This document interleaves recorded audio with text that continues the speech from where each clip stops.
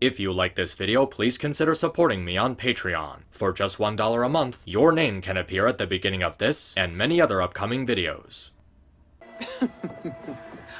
Oh, Kitana. My first husband, your father, was a fool. Jared believed that we were no better than commoners. He refused to assert the privileges of our throne. He traded away our powers, our divine rights. Edenia grew weak and vulnerable. Then Shao Kahn invaded, embracing his power, taking what was his. Here was a man unashamed to assert his privilege, and who vowed to protect mine. I had found my true love, and to consecrate our bond, I killed Jared for him. Okay.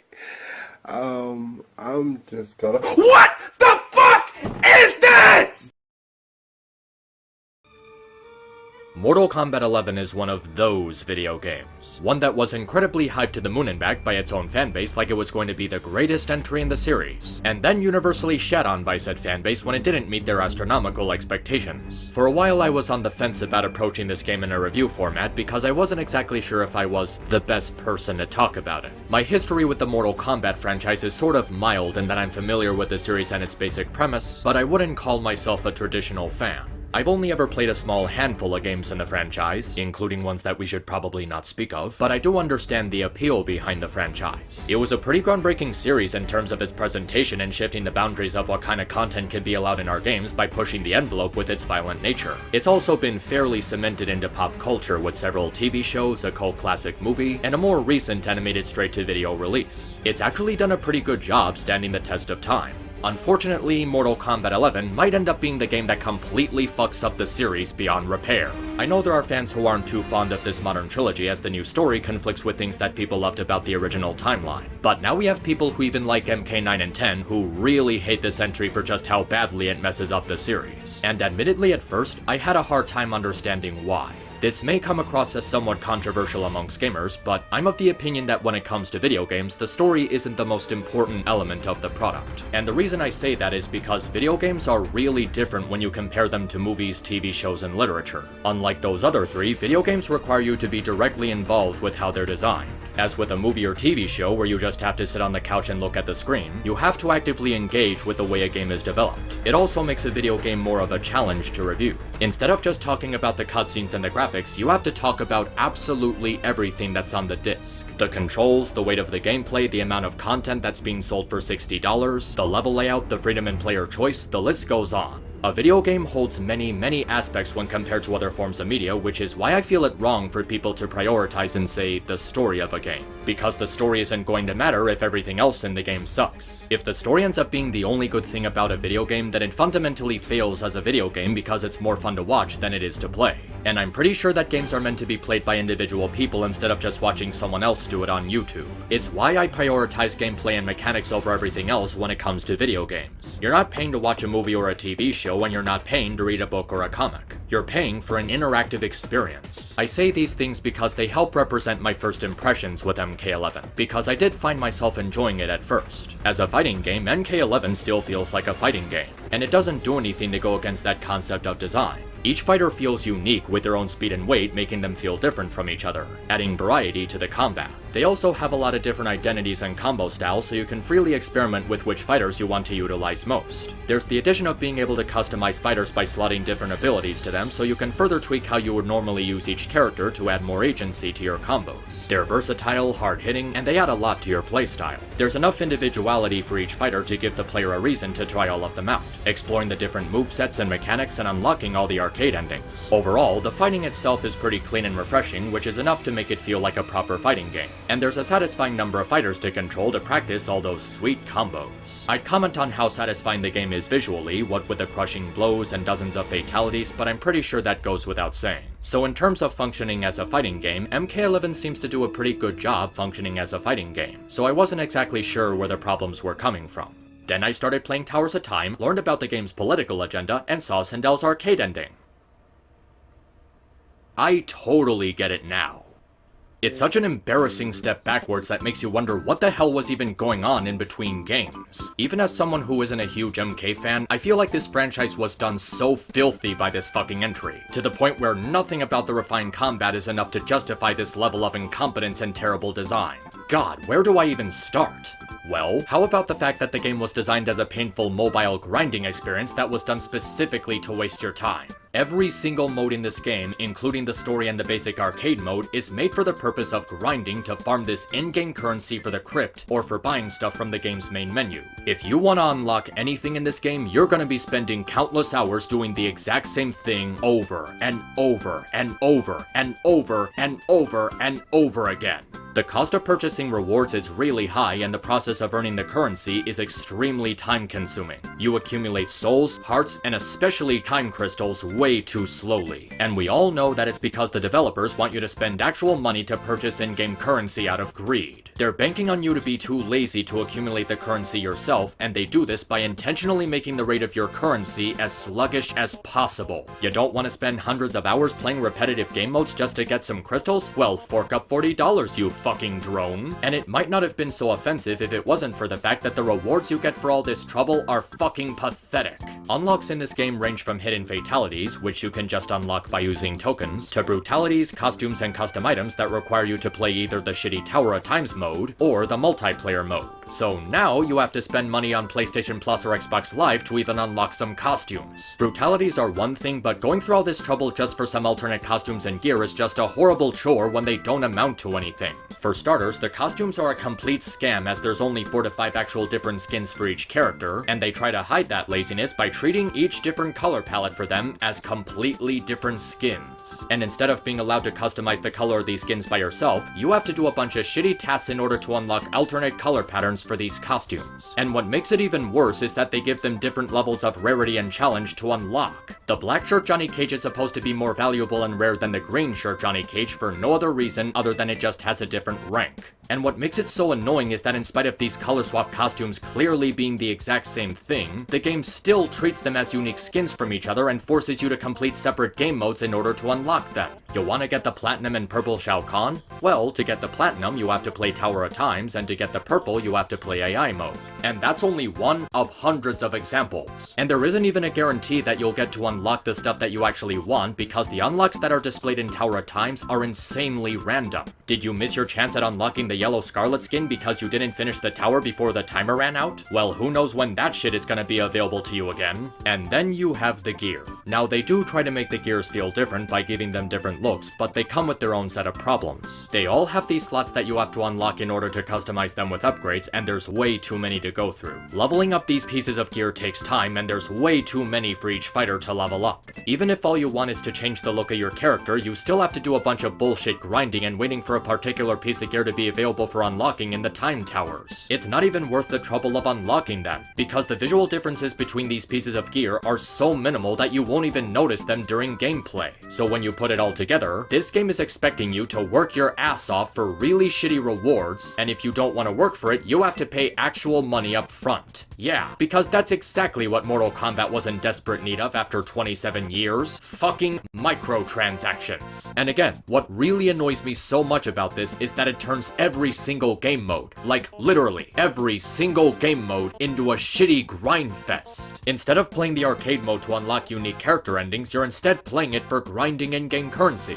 Did you want to play the story mode to actually experience the story? Nope, it's just another excuse for grinding shitty in-game currency to purchase meaningless items. One of the most egregious examples of this game's mobile grinding nature is how it forced you to perform 50 fatalities on every single fighter in the game to unlock additional areas in the Krypt. And I am aware that they cut it in half so you only have to do 25, but that just feels like an insult to anyone who might have already done the 50. And even with the fatality requirement being cut in half, it still feels like you're doing this forever. It would have been one thing if they allowed us to increase the counter by going to fatality training to make the process go by faster, but you can only increase the counter by performing fatality fatalities in arcade mode or in the Time Towers mode. You still have to do 25 battles with every single character to perform the fatalities and unlock their spot in the Krypt Palace. That's 625 matches in total. And before, it was 1,250 matches, which is just fucking ridiculous. And you know what? I don't care if they cut it down from 50 to 25. Just the fact that they even did this in the first place is more than enough of an insult because they clearly meant for it to be this ridiculously time-consuming and repetitive. But the worst thing about this is that all of the time and effort you put into grinding doesn't matter because MK11 is always online,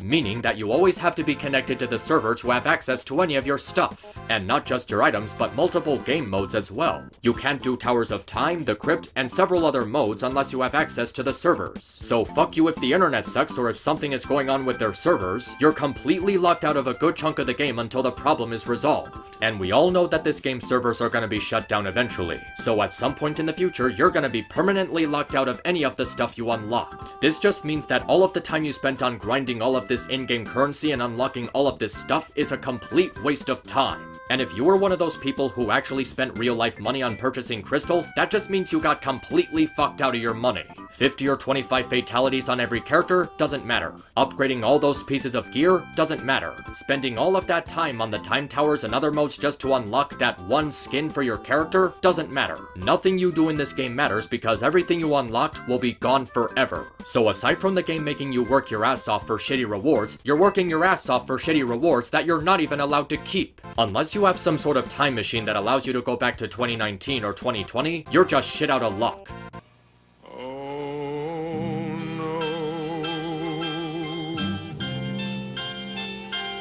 But at least the modes themselves are fun to play, right? Wrong. Even if you're not bothered by the grinding aspect, these modes are such a chore to get through that you'd rather be spending your afternoon doing actual chores around your house. First, let's talk about the Time Towers because holy fuck, the Time Towers suck ass. First, you have character towers for each fighter in the roster that you complete to unlock stuff that's unique for each character. The problem is that you're not allowed to simply progress to the next series of towers after completing the current one. In order to gain access to all the towers, you have to perform a certain action multiple times with every single fighter. And I mean every single fighter. 5,000 pints of blood spilt with Kano, 5,000 pints of blood spilt with Sonya, 15 fatal blows with Spawn, 15 fatal blows with Nightwolf, 10 brutalities with Devora, 10 brutalities with Scorpion, and that's not even a tenth of it. You'll spend hours on end doing the exact same things over and over and over with every single character, and it's so fucking boring. And aside from forcing you to rinse and repeat certain actions, the Time Towers have other ways to shit around with you. See, the Towers of Time has this system where both you and your opponent use items to battle each other, like summoning an ally or firing a projectile. A concept that sounds interesting on paper, but the way it's executed is fucked beyond repair. You know that bullshit from the World of Light in Super Smash Bros. Ultimate where the difficulty of the fights is artificially patched by stupid shit like a poison floor or a fire floor, and the computer having a stupid buff and other stupid shit, to the point where it's literally impossible to win certain battles unless you have certain spirits or assist items? Yeah, imagine an entire mode like that in Mortal Kombat, where instead of your progress being defined by your actual skill level and knowledge of the game's mechanics, it's instead defined by which items you use to cheese through the fights, like crystals that restore your health an infinite amount of times, which completely removes any sort of challenge. And I can already tell there's some of you going into the comment section to say, well, if you don't want to use items, then go in blind and don't fucking use them. Well, that excuse is made completely irrelevant by the fact that some of these challenges are literally impossible to complete without using certain items. And it's not because the AI's difficulty is set too high, it's because the Time Towers are constantly giving the computer random, unfair, and completely full of shit advantages that range from stun locking you endlessly to dealing damage over time if you step in front of a laser, landmines that damage you and send you flying around, ice storms that constantly immobilize your fighter, things that are constantly interrupting your combos and giving the opponent an unfair opening. Oh, and about that always online thing, I hope nothing happens to your internet or you don't keep your game idle for too long in the middle of a tower. Because if anything happens to disconnect you from the server for even a second, the game completely shuts you out and you have to do the entire fucking tower all over again. I could make an entire separate video about everything wrong with the Time Towers mode, and even that wouldn't be enough to properly describe how bad it feels to suffer through this fucking mode. But we've got a few other modes to go over, such as the stagnant AI battle mode. Basically, this fight is just having the computer fight itself while you go to do something else like getting a drink or go to the bathroom. It's literally nothing but having your custom AI fight with another AI that only exists for the purpose of more shitty grinding. And I know this because they added a feature that allows you to completely fast forward through the fights. And it would be one thing if this whole watching the gameplay itself thing was exclusive to AI battle mode. Except for the fact that having your custom AI fight all your battles for you is a functioning part of every single offline mode except for the story mode. NetherRealm actually meant for the player to just watch the gameplay itself and grind itself so you can continue to participate in its mobile structure. Whatever choice you make, you're getting screwed either way. If you don't use the AI, you have to do these repetitive time tower challenges yourself, and who the hell would want to do that? If you do use the AI, you're defeating the purpose of having bought the game in the first place by just having the game play itself. And either way, the game's economy is so demanding that it'll take you an entire day just to unlock something. Whether you're playing the game yourself or having the AI do it for you, it's designed in a way to wear out your patience to the point where you just want to throw in the towel and buy some in-game currency. Trying to unlock any skins or any gears for any of your characters are so draining to go through that you'd might as well just go with the default skins because it's not worth it. And that's not even including the multiplayer modes that are only available if you're willing to fork over another $60. And before you say I can just unlock skins and gears by going to the Krypt, there's two things wrong with that. First, as I said earlier, you accumulate in-game currency far too slowly. So before you can actually unlock anything in the Krypt, you have to spend hours, days, maybe weeks on end farming coins, souls, and hearts to open any of the chests. Second, the Krypt itself is extremely boring. You have the typical exploration and finding special items to unlock new paths, but they don't add anything to make it fun. All you do is just aimlessly run around opening random chests and hope that they have something you actually want. Sometimes you'll get skins and gears, but other times you'll get stuff that's completely useless. From concept art you're never gonna look at unless you're amongst the most obsessed of MK fans, to rewards that are absolutely laughable like unlocking the game's music to listen to in the bonus menu. The Krypt is also expansive with a lot of areas, but they didn't put any fast travel into it. If you want to get somewhere, you have to do it on foot, spending entire minutes running through dozens of areas you've already been through just to get to the location that you're actually interested in. It takes way too much time, and even when you get there, you could end up running into chests that don't give you the stuff you're looking for, so it just ends up being a huge waste. Another thing that just makes the Krypt not fun to explore is all of these annoying and pointless death traps that they put in there just to constantly halt your progress. Spinning blades, swinging mallets, and spiders that set you on fire. Getting past these traps isn't too difficult, but it's a repetitive chore that you have to do it every single time you want to go through an area. And if you end up getting killed, the game just sets you back to immediately before you died. What's the point of these death traps if there's no consequences for getting killed? It feels like these death traps were just added specifically to waste your time. The worst of these traps being flame-throwing spiders that are constantly respawning after you kill them, and they creep up on you while you're opening a chest and don't give you enough time to attack or dodge them. So if a spider creeps up on you while you're opening a chest, you're forced to just sit there and watch while it sets you on fire. And the final thing that makes the Krypt so terrible the more time you spend there is that the rewards just end up feeling diluted. Between the insane prices for opening chests, the slow rate in which you gain currencies needed, chests being overly priced for shitty and meaningless items, the individuality of unlocking anything for any of the characters, and the overstuffed and crowded nature of the Krypt itself, this mode just feels like a giant exploit of the game's overall grinding system. Even with the patches that allow you to unlock stuff faster, they don't even do that much to make it faster. Oh, you get 3 hearts instead of just 1 when you do a fatality? Whoop-de shit, that's still too fucking slow.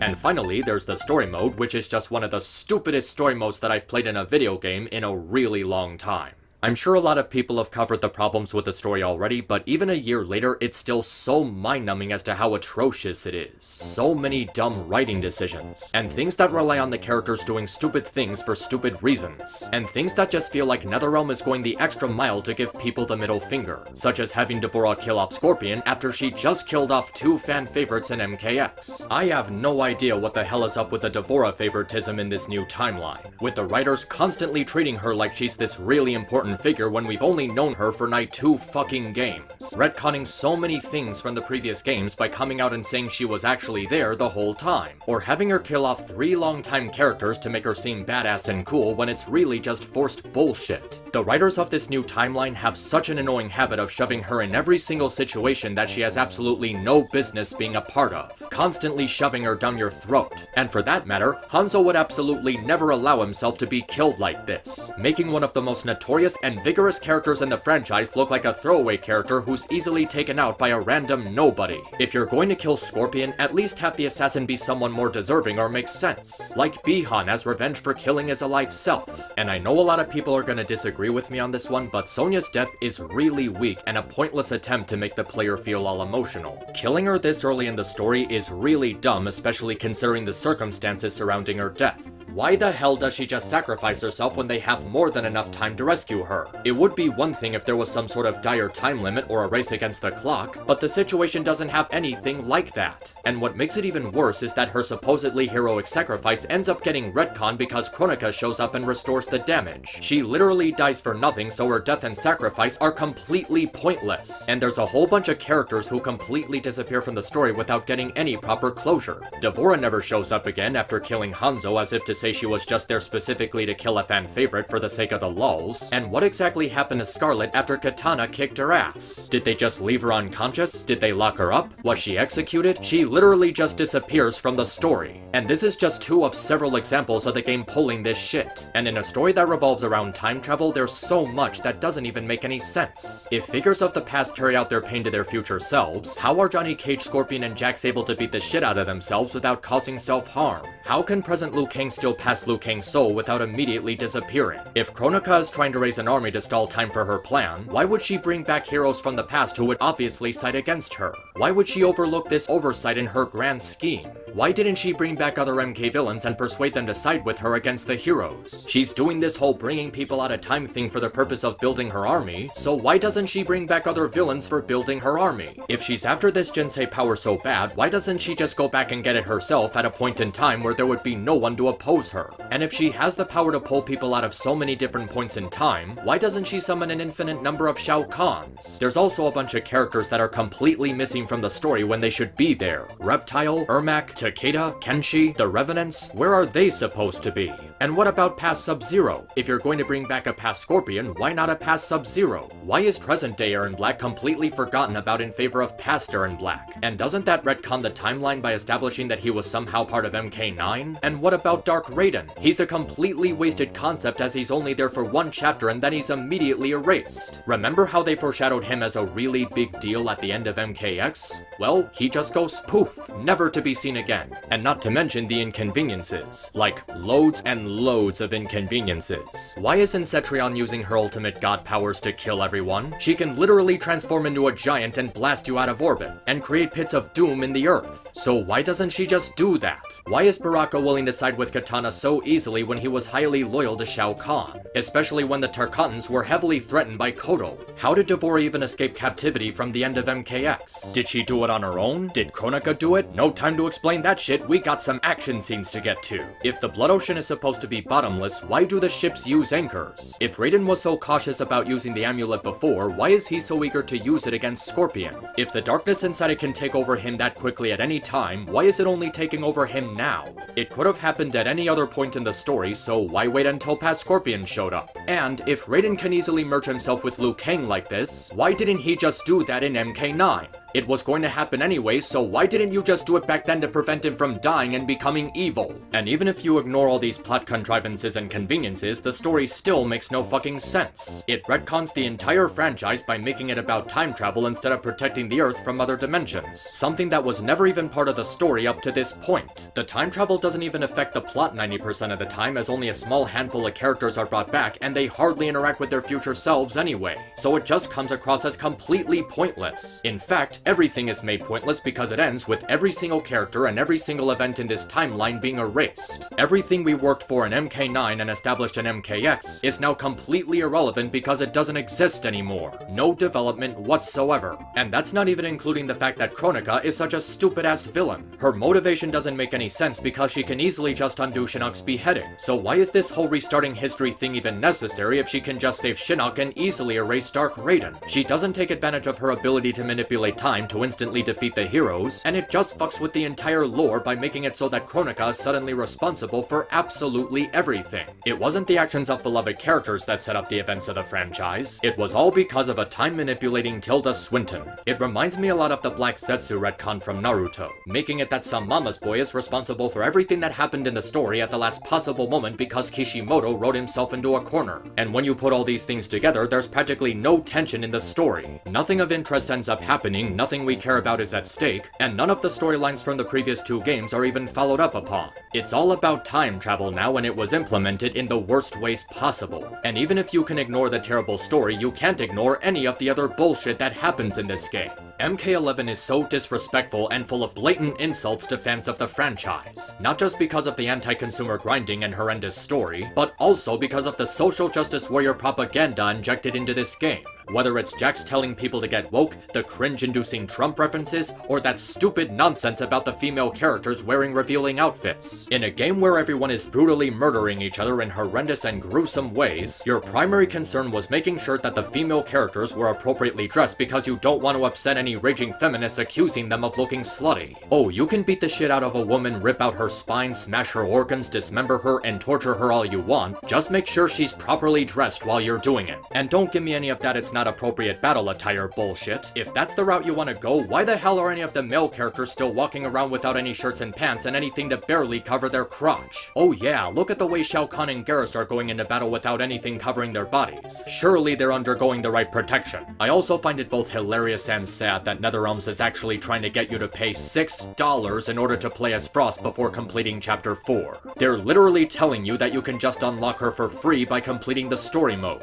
And if you were actually stupid enough to actually fall for this, you deserve to lose your hard-earned money. Were you really so impatient that you decided to give the scumbags at NetherRealm more money just for early access to a single character? You could just play the story mode on very easy mode and skip the cutscenes and you'll beat Chapter 4 in 10 minutes. This whole pay $6 for early access to Frost thing is so disgusting, and such a giant middle finger from NRS trying to exploit their fans, disrespecting their intelligence so thoroughly and stooping to such a pathetic low to line their pockets with money. And you wanna know what the worst part is? That's not even the most insulting thing about this game. The most insulting thing about MK11 is the absolute disrespect they showed to Sindel and her fans by assassinating her character, retconning her into an evil power-hungry dictator who betrays her daughter and killed Jared in favor of Shao Kahn. I could forgive the story for being shit, but this is some of the absolute lowest that I've ever seen a video game company stoop to disrespect their fans in such an aggressive manner. They took a character that a lot of people really cared about, destroyed her, and replaced her with a shitty version of said character knowing that it was going to piss people off. And the lies they're trying to tell you about how this was how her character always was from the very beginning in spite of it being an obvious retcon from her previous entries in other games is despicable and pathetic. And not only did they do this once, they had the fucking nerve to do it twice. After everyone spent 6 months raging at NetherRealm for this god-awful writing decision, they made the decision to place her in the Aftermath DLC, and made the decision to characterize her as evil again. They were given a very clear chance to make it that she was just being brainwashed, but these pieces of shit were so proud of this god-awful writing decision that they woefully decided to give MK fans an even bigger middle finger than before, by being far more upfront about how evil they wanted her to be. The earlier games clearly had her portrayed as a completely different person, so by retconning Sindel like this, they don't even give a shit about keeping track of the timeline. If you have time, I highly suggest you check out the Fort Snake's videos on this topic, because he goes into far more detail about this atrocious writing decision than I could possibly hope to. When you not only stick to a terrible decision, but stick to a terrible decision twice, and even worse than before, after everyone told you what was wrong with it, you have a problem. Oh, and for anyone who says the Aftermath DLC has better writing than the base game story, it really doesn't.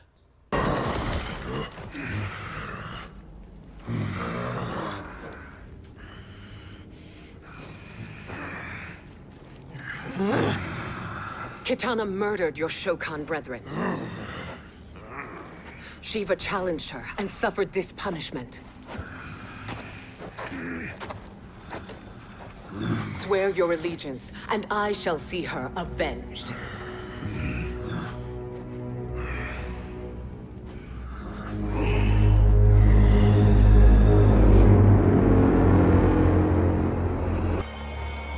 Thank you.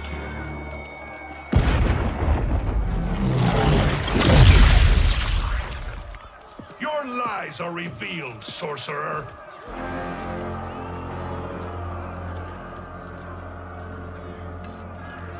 Shang Tsung? You should be more vigilant, Fujin. Now bear witness. As the power to decide destiny becomes mine.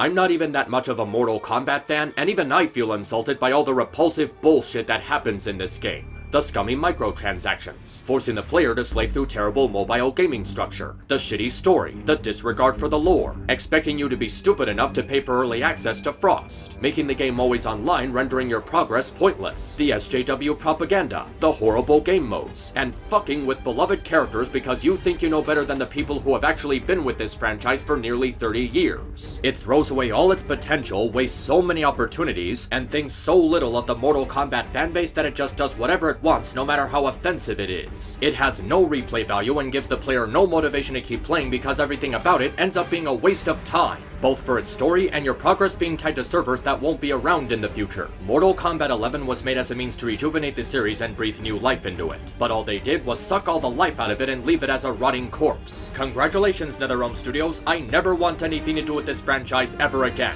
At least Kingdom Hearts 3 maintained elements that people loved about the first two games, and there's room for the series to improve in the future. There is no coming back for Mortal Kombat after this abortion of a video game. From its politics, to its scams, to its writing, to its disregard for people who were loyal to the franchise for so long and its own continuity. And now I can never think about Mortal Kombat again without being reminded that this disaster of a game was brought into existence. I hope you're proud of yourselves.